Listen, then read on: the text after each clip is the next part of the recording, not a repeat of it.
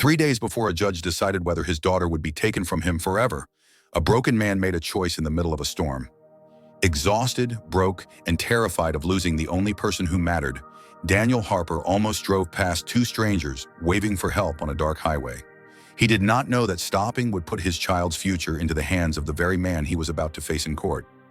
One decision, one act of kindness, and a truth so shocking it would turn a custody battle into a test of character, fate, and what it truly means to be a parent. The rain came down like it had a personal grudge against the world. Daniel Harper gripped the steering wheel of his old Honda, his knuckles pale, his eyes burning from exhaustion. 14 hours under car hoods. Another shift pouring coffee to people who never remembered his name. His back ached. His head throbbed. All he wanted was to get home, sit on the edge of the couch, and watch his 6-year-old daughter sleep for a few minutes before collapsing himself. 3 days. That was the number pounding in his head, louder than the rain on the windshield. 3 days until a judge decided whether Lily would stay with him or be taken away. 3 days until someone in a black robe would look at his bank statements, his rent receipts, his work schedule, and decide whether love was enough. Daniel swallowed hard and adjusted the heater. The apartment was small, the couch was worn, the fridge was never full, but Lily was safe. Loved. Tucked in every night with a story he made up just for her. And apparently that might not be enough. The storm worsened as he turned onto the highway outside Eugene, Oregon. Lightning split the sky, illuminating the road in harsh white flashes. Rain slammed the windshield so hard it felt like gravel. Visibility dropped to almost nothing. Then he saw them. Two figures on the shoulder of the road, waving, desperate. Daniel's first instinct was to keep driving. His foot hovered over the gas pedal. His mind screamed at him to go. He had no time, no energy, no margin for mistakes. If he got sick, if his car broke down, if anything went wrong, Lily would be the one to pay for it. But then lightning flashed again, and he saw their faces. Young, terrified, soaked to the bone, and something twisted in his chest. Because that look, that exact look of fear and helplessness, was the same one Lily had worn the day her mother packed a bag and walked out without looking back. Daniel cursed under his breath and pulled over. The Honda splashed through puddles as he stopped behind a sleek black luxury sedan that probably cost more than he made in 5 years. The engine idled as he sat there for a second, arguing with himself. "What are you doing, Daniel? You cannot afford this." But his body was already moving. He stepped out into the storm. Rain soaked through his jacket instantly. His boots filled with water as he approached the car. The two girls stood close together under the open door, identical faces pale under smeared mascara. "Car trouble?" he called over the thunder. One of them nodded, teeth chattering. "It just died. We've been here almost an hour, no signal. Phones are dead." Daniel glanced at the car. German, expensive, immaculate. He popped the hood and leaned in, rain streaming down his face.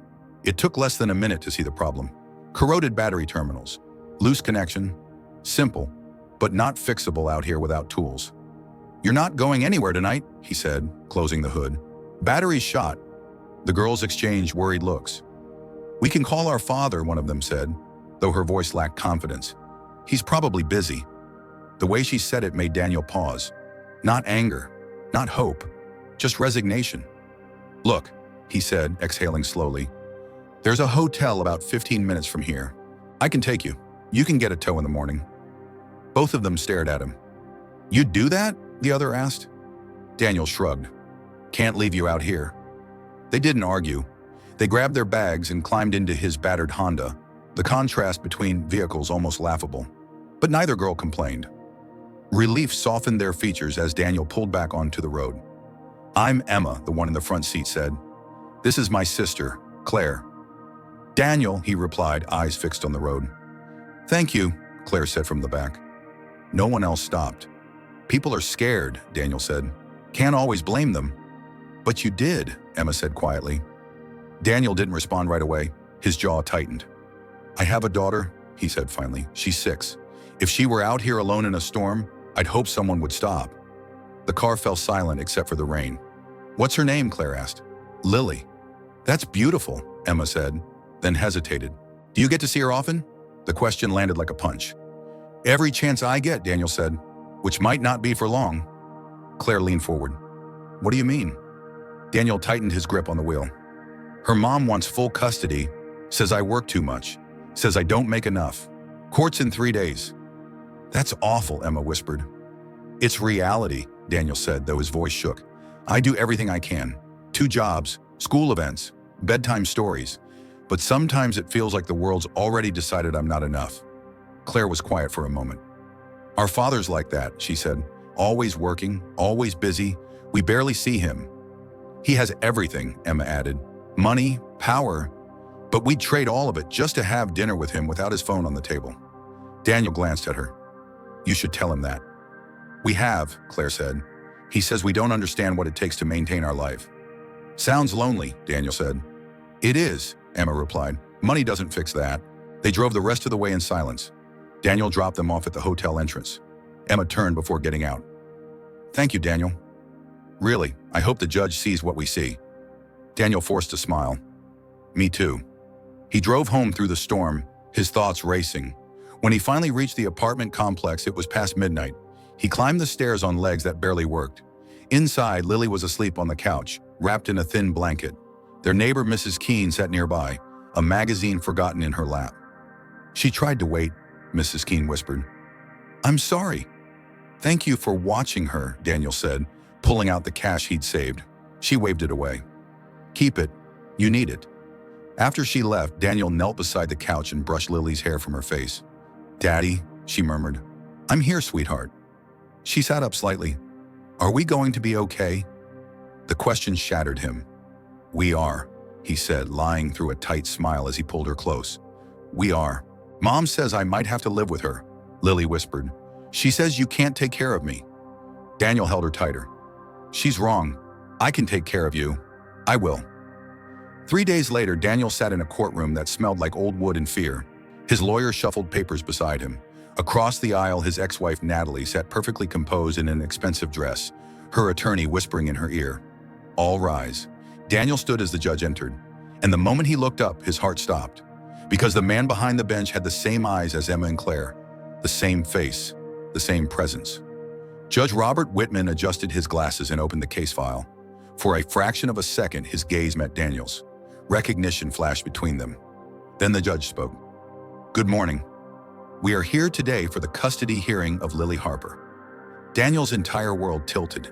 Do you believe that one act of kindness can truly change the fate of a child forever, yes or no? The silence in the courtroom felt heavier than the storm Daniel had driven through 3 nights earlier. Judge Robert Whitman sat upright behind the bench, his expression unreadable as he scanned the case file in front of him. His voice was steady, professional, giving nothing away. But Daniel could feel it, that electric awareness, that moment of recognition they had shared when their eyes met. It had been brief, almost imperceptible, yet impossible to ignore. Natalie's attorney stood first, confident and polished. He spoke smoothly about stability, about resources, about the importance of a proper home. He painted a picture of a father who worked too much, who struggled financially, who could not provide the life a child deserved. Natalie nodded at the right moments, her face carefully arranged into concern. Daniel listened, his hands clasped so tightly his fingers went numb. When it was his lawyer's turn, the contrast was painful. Fewer words, less polish. A quiet defense built on attendance records, teacher statements, and testimony about a father who never missed a school event, even when he showed up smelling like motor oil and coffee. Judge Whitman listened without interruption. Then unexpectedly, he raised a hand. We will take a brief recess, he said. 15 minutes. A ripple of confusion moved through the courtroom. Natalie frowned. Her attorney leaned in to whisper questions. Daniel's lawyer looked stunned. As the judge stood and exited through the side door, Daniel felt his heart begin to race. Something was happening, something no one had prepared him for. 10 minutes later, a bailiff approached Daniel's table. Mr. Harper, the judge would like to see you in chambers. Natalie's head snapped up. On what grounds? Her attorney objected sharply. The bailiff's voice was firm. The judge has requested Mr. Harper alone. Daniel's lawyer leaned close, his grip tight on Daniel's sleeve. Whatever he asks, be honest. Daniel nodded, his legs unsteady as he followed the bailiff down a narrow hallway and into a quiet, wood-paneled office overlooking the city. Judge Whitman stood by the window with his hands clasped behind his back. He did not turn around at first. Please sit, Mr. Harper. Daniel sat, his heart pounding so loudly he was sure it could be heard. 3 nights ago, the judge said, his voice calm but heavy, my daughters called me from a hotel on the outskirts of the city. They were stranded in a storm on the highway. Their car had broken down. Their phones were dead. No one stopped. He turned then, fixing Daniel with a steady gaze. "Until you did." Daniel swallowed. "I didn't know who they were, Your Honor." "I know," Judge Whitman said, "and that is precisely the point." He moved to his desk and sat, folding his hands together. "They told me about you, about how exhausted you were, about your daughter, about this custody hearing. They told me you had every reason to keep driving and didn't." Daniel's voice trembled. "I wasn't trying to make a point. I just couldn't leave them there." Judge Whitman nodded slowly. "I believe you." He leaned back slightly. "After I spoke with my daughters, I could not sleep. So I did something I have not done in many years. I looked beyond the surface." Daniel's breath caught. "I reviewed your case file last night. Every page, every claim, every accusation. I also made several calls this morning before court." The judge's eyes sharpened. "Your ex-wife claims you are unfit due to financial instability, that you work too much, that you cannot provide an adequate environment for Lily." Daniel braced himself. "What she did not provide," the judge continued, "was evidence of neglect, or abuse, or emotional harm." He paused. "What I found instead were teachers who described Lily as happy and secure, neighbors who described you as attentive, parents who described you as the father who volunteers for field trips and stays late after school events, even when you have another job waiting."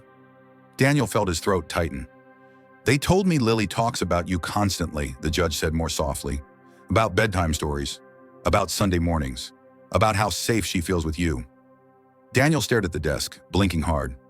"There is more," Judge Whitman said. He opened a folder and slid it across the desk.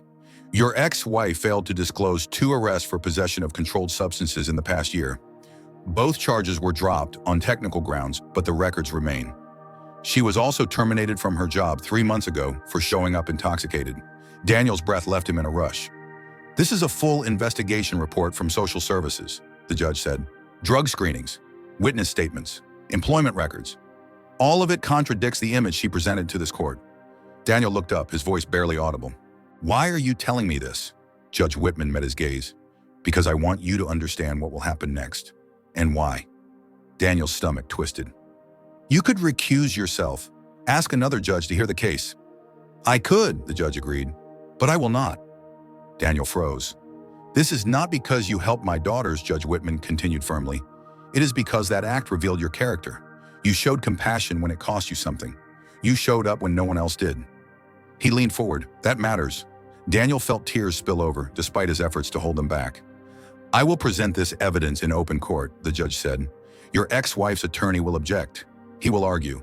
But the facts are the facts." The judge stood and moved toward the door. "One more thing," he said, pausing. "My daughters asked me to tell you that Lily is lucky, that she has the kind of father they wish they had growing up." Judge Whitman opened the door. "Let us finish this." When Daniel returned to the courtroom, the air felt different. Natalie's confident posture wavered. Her attorney's smile faltered when the judge took his seat and placed the folder squarely on the bench. Before opening statements, Judge Whitman said evenly, "This court has received additional information that was not disclosed by the petitioner." Objections erupted. Natalie shook her head, her face draining of color.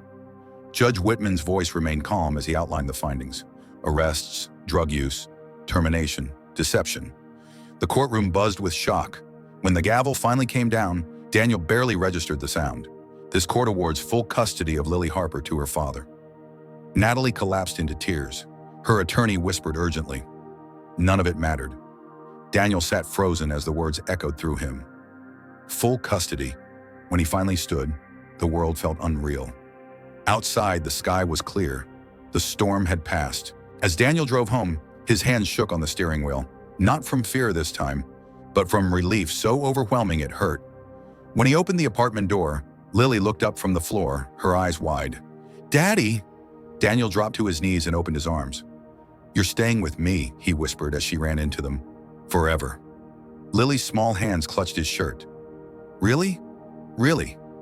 As he held her, Daniel thought of a stormy highway, two frightened strangers, and a single choice that had rewritten their lives. Do you think Daniel deserved this miracle because of who he was, not what he had, yes or no? Daniel Harper did not remember the drive home. He remembered sunlight pouring through the windshield. He remembered gripping the steering wheel too hard. He remembered his phone buzzing in his pocket again and again with messages he could not yet bring himself to read. But mostly he remembered the weight lifting from his chest, the kind of weight you do not realize is crushing you until it is suddenly gone. For the first time in months, he was not afraid of the future. Lily sat beside him in the passenger seat, her legs swinging, her fingers sticky from the ice cream they had stopped to buy at the small shop near their apartment. Chocolate for her, vanilla for him. Extra sprinkles the owner insisted on adding when she heard the news. "Daddy," Lily said softly, watching people pass by through the window. "Are you happy now?" Daniel looked at her, really looked at her, at the way her eyes no longer searched his face for bad news. "I am," he said. "More than you know." That night, Daniel tucked Lily into bed without checking the clock, without calculating how many hours of sleep he could afford before his next shift. He read her a story, not one from a book, but one he made up on the spot about a brave little girl who was never alone no matter how scary the world got. When Lily drifted off, Daniel sat on the edge of the bed longer than usual, listening to her breathe, memorizing the sound as if it were something fragile that might disappear. He did not hear the knock at the door at first. It was gentle, then a little louder. Daniel opened it to find Judge Robert Whitman standing in the hallway, not in a robe this time, but in a simple jacket and jeans, his expression hesitant in a way Daniel had not seen before. "I hope I am not intruding," the judge said quietly. Daniel stepped aside immediately. Of course not. They sat at the small kitchen table, the one Daniel had fixed twice already because it wobbled. For a moment, neither of them spoke. "My daughters insisted I come," Judge Whitman said at last. "They were worried you would think today was only about a ruling." Daniel shook his head. "I could never think that." The judge nodded slowly. "Still, I wanted you to hear this from me directly." He looked down at his hands. "I spent many years believing that providing was the same as being present. I told myself my work justified my absence. Tonight, when I watched Lily run into your arms in that courtroom, I understood how wrong I had been." Daniel felt a tightness in his throat. "You did what was right," Daniel said. "For her." The judge looked up. "No, you did. Long before today."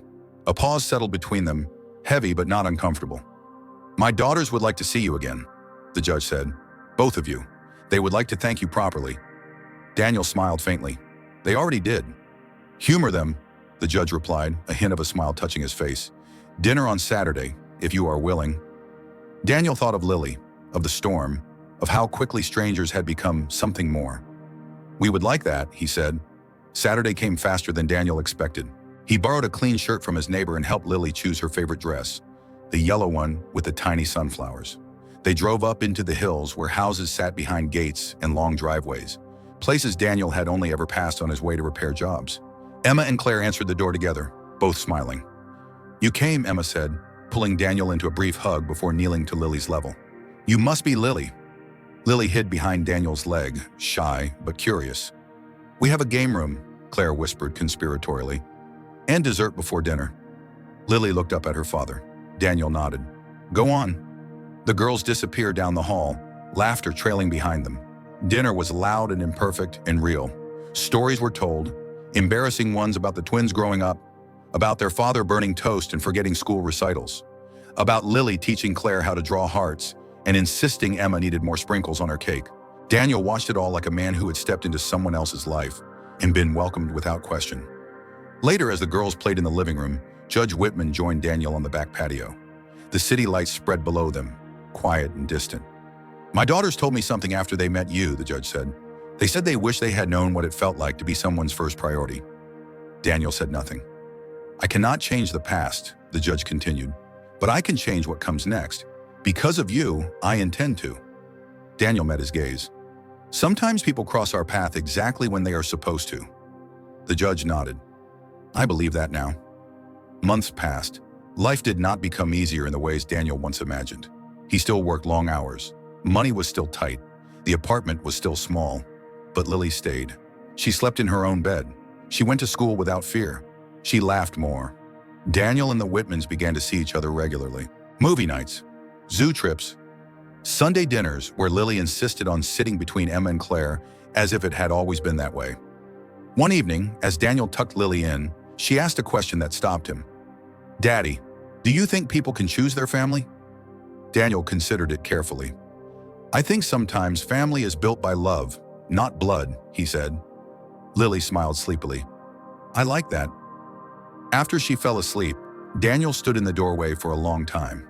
He thought about a stormy highway, about a choice he almost did not make, about how close he had come to losing everything that mattered. He understood something now that he had not before. Kindness is never small. It just looks that way until it changes a life. Sometimes it saves a child. Sometimes it saves a parent. Sometimes it brings broken people together and gives them a second chance to be better. If this story made you feel something, what did it awaken in you? Hope, gratitude, or the belief that kindness still matters? If you enjoyed this story and would like to hear more like it, please leave a comment below and tell us what you think. Do not forget to like this video, subscribe to the channel, and click the bell next to the subscribe button so you never miss a new story. Let us know which country you are watching from, and if this story touched your heart, please share it with someone who might need to hear it today.